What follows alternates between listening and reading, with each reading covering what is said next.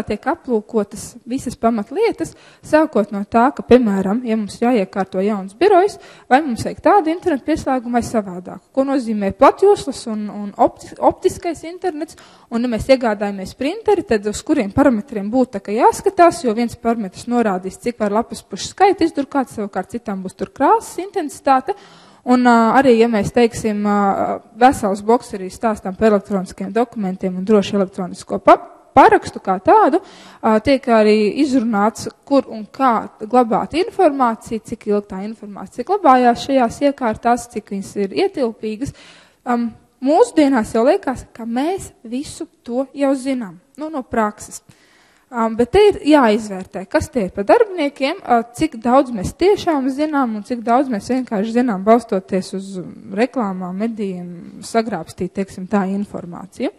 Šī kursā tas tiek salikts tā kā pa plauktiņiem, un arī tiek ieskicēts arī par sociālo tīklu vai interneta lapu uzbūvi par blogiem vai cita veida resursiem. Tātad, pamats visam.